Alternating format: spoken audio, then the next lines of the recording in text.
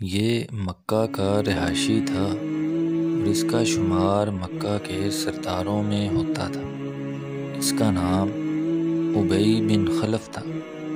جب حضور صلی اللہ علیہ وسلم نے مکہ میں دعوت کا آغاز کیا تو ابی بن خلف ان لوگوں میں شامل ہو گیا جنہوں نے اپنی ساری زندگی حضور صلی اللہ علیہ وسلم کی گستاخیاں کرنے میں گزار دی۔ ابی بن خلف مکہ میں جب کبھی حضور صلی اللہ علیہ وسلم کے سامنے آتا تو یہ کہتا کہ میرے پاس عود نام کا ایک گھوڑا ہے، میں اسے روزانہ 3 سا یعنی 7.5 کلو دانہ کھلاتا ہوں اور اسی پر بیٹھ کے میں آپ کو قتل کروں گا۔ جواب میں پیارے آقا صلی اللہ علیہ وسلم فرماتے کہ تو مجھے قتل نہیں کر سکے گا، بلکہ اگر اللہ نے چاہا تو میں تمہیں قتل کروں گا۔ پھر وقت گزرتا گیا اور غزوہ احد کا دن آ گیا۔ اس دن مسلمان مشکل میں پڑ چکے تھے اور کافر ہر طرف سے حضور صلی اللہ علیہ وسلم پر حملے کر رہے تھے۔ حضور کافروں سے بچتے ہوئے پہاڑ کی ایک گھاٹی میں چلے گئے۔ ابی بن خلف نے دیکھا تو اس نے پیچھا کرنا شروع کر دیا۔ وہ اپنے اسی گھوڑے پر سوار تھا اور یہ کہتا ہوا آگے آ رہا تھا کہ محمد صلی اللہ علیہ وسلم کہاں ہے؟ آج یا تو میں رہوں گا یا وہ رہیں گے۔ صحابہ کرام نے کہا، اللہ کے رسول، اگر آپ اجازت دیں تو ہم میں سے کوئی اس پر حملہ کرے۔ حضور صلی اللہ علیہ وسلم نے فرمایا، اسے آنے دو، میں اس کا سامنا کروں گا۔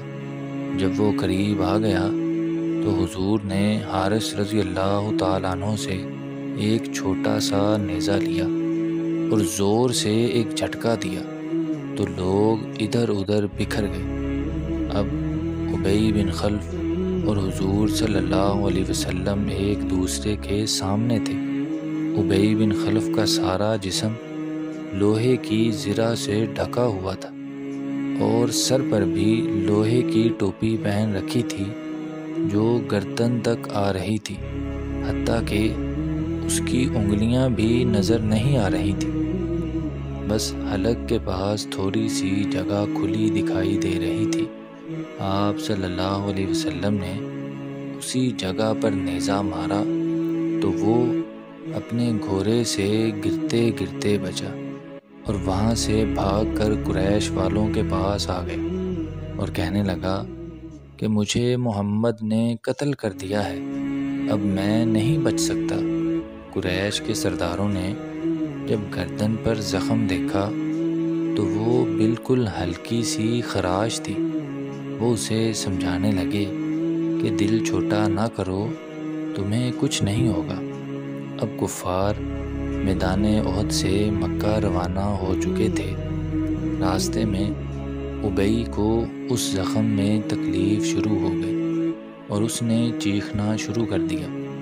اس کی آواز بیل کی آواز کی طرح ہو گئی تھی اور وہ کہتا تھا کہ جتنی تکلیف مجھے ہے، اگر ایک شہر کے لوگوں کو وہ تکلیف ہو تو سارے اس کی وجہ سے مر جائیں۔